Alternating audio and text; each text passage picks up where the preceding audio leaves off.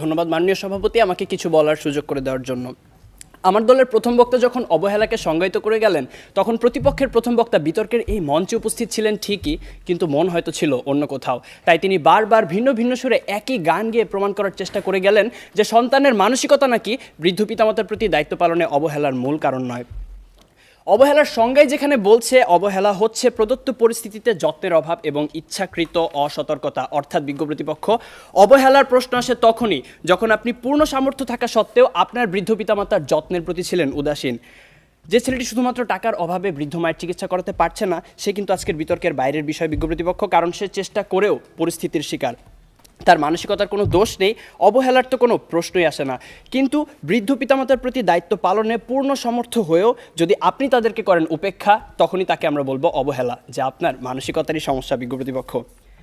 আমার সন্তান যেন থাকে দুধে ভাতে, অন্তরের এই নিবেদন তো পৃথিবীর সব বাবা মায়ের। অথচ সারাটা দিনের ব্যস্ততা শেষে একটুখানি অবসর পেলেই যেখানে আমাদের ফেসবুক বা হিন্দি সিরিয়ালে ডুব দেওয়ার সময় হয়, সেখানে ফোন দিয়ে মাকে একটিবার জিজ্ঞেস করার সময় হয় না মা ভালো আছে কিনা, বাবাকে জিজ্ঞেস করার সময় পর্যন্ত হয় না ওষুধগুলো ঠিকমতো খাচ্ছে কিনা।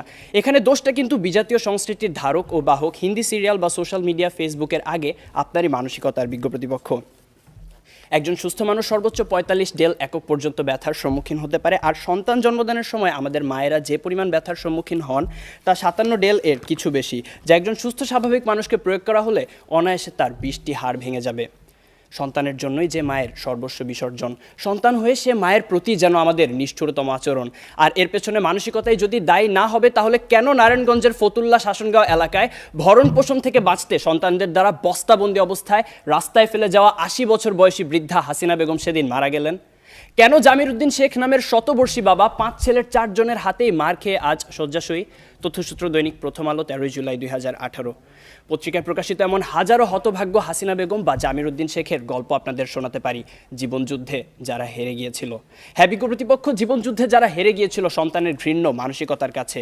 এরপরও কি সন্তানের সেই পচে যাওয়া মানসিকতার চেয়ে বিভিন্ন পারিপার্শ্বিকতার অজুহাতকেই বড় করে দেখবেন? প্রশ্ন এলো বিপক্ষের দ্বিতীয় বক্তার কাছে। প্রতিপক্ষের প্রথম বক্তা বলে গেলেন যে সন্তানেরা নাকি এখন সময়ই পাচ্ছে না তার বাবা মার সাথে ব্যয় করার, অর্থাৎ ব্যস্ততার কারণে তারা সময় দিতে পারছে না তাদের বাবা মাকে। আসলে সত্যি কথা বলতে জানেন কি বিজ্ঞ প্রতিপক্ষ, এই পৃথিবীতে সময়ের অভাব বলে কিছু নেই, সব কিছুই নির্ভর করে আপনার প্রাধান্যের উপর। তাই দিন শেষে আপনার প্রাধান্য যদি পিতামাতা না হয়ে হয় ডিজনি প্লাস বা নেটফ্লিক্স, মানসিকতার দিকে আঙুল তো উঠবেই। মাননীয় সভাপতি, প্রতিপক্ষের প্রথম বক্তার বক্তব্য থেকে এটাই পরিষ্কার যে তারা মানসিকতা নয় বরং সন্তানের সুশিক্ষার অভাবকেই দায়ী করে গেলেন, যার কারণে প্রভাবিত হচ্ছে মানসিকতা। মাননীয় সভাপতি, কোনো কিছুই তো আপনা আপনি দূষিত হয় না। এখন কেউ যদি ধূমপান করে বলে যে সিগারেটে থাকা নিকোটিনের কারণে তিনি ক্যান্সারে আক্রান্ত হয়েছেন, এখানে ধূমপানের কোনো দোষ নেই, তাহলে বিষয়টি কি নিতান্তই হাস্যকর নয় বিজ্ঞ প্রতিপক্ষ?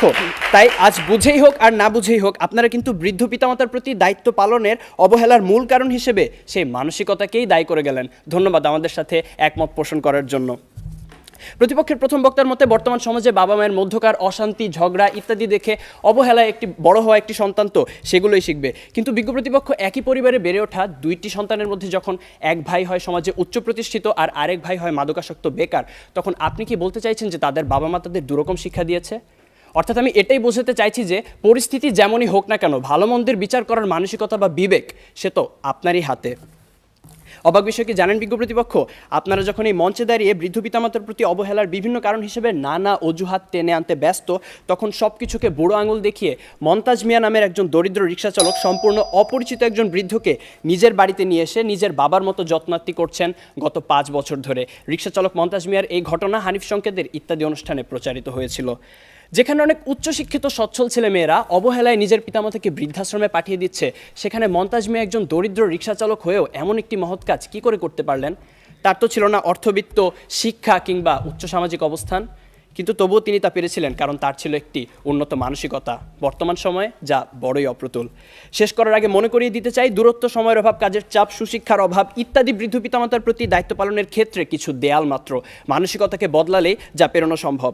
বৃদ্ধ পিতামাতার প্রতি দায়িত্ব পালনের ক্ষেত্রে যদি কোনো কারণে কমতি হয় বা সন্তান অসমর্থ হয়, সেক্ষেত্রে আপনাদের দ্বারা দেখিয়ে যাওয়া যুক্তিগুলো হয়তোবা একটি কারণ, কিন্তু বৃদ্ধ পিতামাতার প্রতি দায়িত্ব পালনের ক্ষেত্রে যদি কোনো কারণে অবহেলা করা হয়, সেটা অবশ্যই সন্তানের মানসিকতারই সমস্যা বিজ্ঞ প্রতিপক্ষ। বার্ধক্য মানেই অসহায়ত্ব, একাকিত্ব, মৃত্যু ভয় আর হাজারো রোগ ব্যাধির আনাগোনা।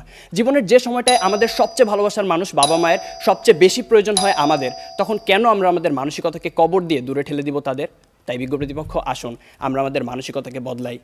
জীবনের বিনিময়ে হলেও যারা সন্তানের প্রতি ভালোবাসার এতটুকু কমতি হতে দেন না, সেই সোনার পিতামাতার প্রতি গভীর শ্রদ্ধা নিবেদন করেই শেষ করছি।